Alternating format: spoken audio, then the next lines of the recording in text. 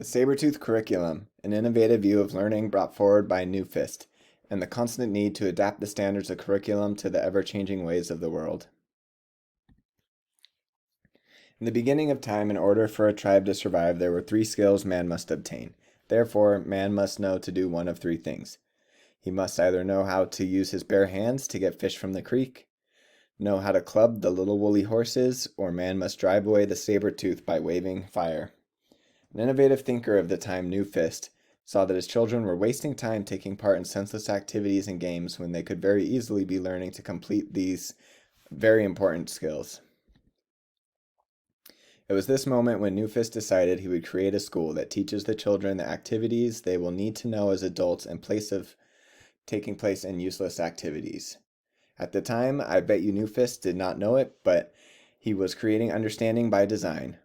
Understanding by design begs the teacher to create activities that directly relate to the core standards and provide the teacher with important data that displays the level of understanding of the students. I'm going to show the beginning portion of this video just to give a better understanding of UBD. Staples places your work above everything. So backward design is an instructional design framework that actually comes out of the K-12 world. The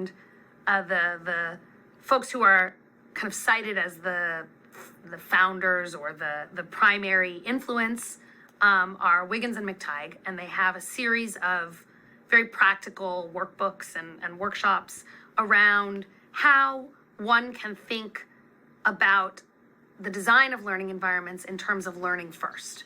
And so that may seem obvious and not backward, but essentially what they say is that often we begin with what things we want people to do in the classroom. Oh, I want my students to make an annotated bibliography, say, or I want my students to do this experiment. And essentially what they say is, by starting with activities, you are forced to map in the wrong direction toward what it is you want people to learn.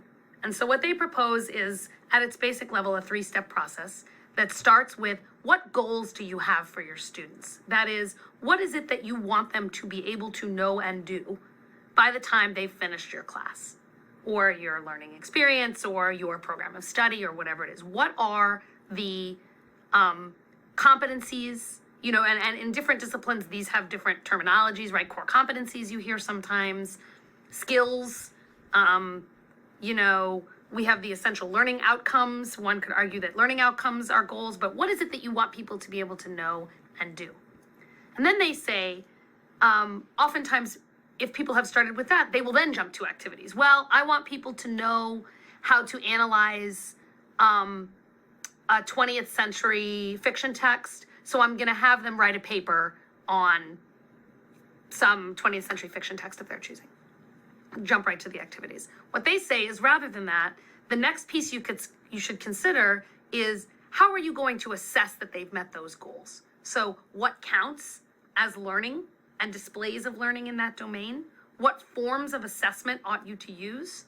And they talk both about formative assessment, so assessment of process and along the way, and opportunities to. So essentially, starting with the end goal in mind and not just walking into the classroom, just knowing what activity you're going to do for the day. You're understanding by design by thinking of that end goal prior to even thinking of what activities you will do. And as mentioned in the video, having these activities drive the assessment, completing formative assessments that are meaningful to the end goal, that are going to help the students actually meet that end goal. And you can gauge their understanding along the way with these assessments. So in the book, after the Ice Age, there were no longer creeks or clear waters. So fish were not easily found by hand. The waters were muddy, and they were also evolving and getting smarter. There were no more horses roaming the lands. And in place of the saber-toothed tigers, there were now bears who were not as easily scared by the waving of fire. So it was apparent that the skills being taught in the schools were no longer needed or useful to the current situation. And some of the more forward thinkers thought, why are we still teaching them? So it was in this moment in the book that they realized that they needed a new blueprint, a big idea, larger idea.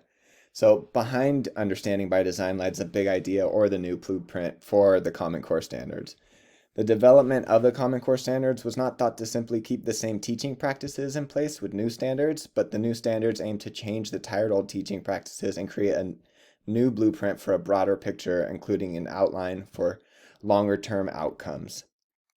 For example, the foreman of a job site would not drop his crew off at the site with all the tools and tell them to get to work. He would leave them with a blueprint, an end goal. He would leave them with this for them to work towards and complete the building. So the Common Core standards are thought of the same way in that the creators of the blueprint urge teachers not to look at the standards with such a black and white view, but more as a blueprint for a shared outcome for all students. Teachers shouldn't focus on the grade level thinking this is what I need to teach, but more so focus on the end goal and aiding students in reaching the end goal based on their current levels of knowledge, and doing this through assessment, which leads us into thinking like an assessor. Just as activities being used to teach the curriculum should align with the standards, the assessment should align with these standards. One should construct curriculum around the assessments. This is not to be understood with simply looking at the grade level one is teaching and align all the curriculum with said standard, but to teach curriculum linked to the final end goal of the lesson or unit.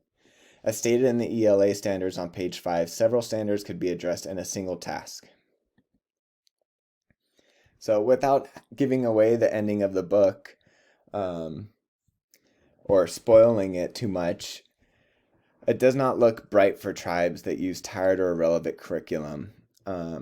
Although the tribe was able to adapt and learn, placing new curriculum and new activities, it was said that the activities taken in place were just simply teaching activities, but not teaching how to learn, how to think. And I think this is where the tribe falls short in the end. The connections, and that was one of the large connections I made to the book. I was also able to connect to the satirical writings of Peddingwell to my own teaching. I connected with the stories told by the professor, outlining the disconnect in today's classroom and strongly suggesting the use of understanding by design.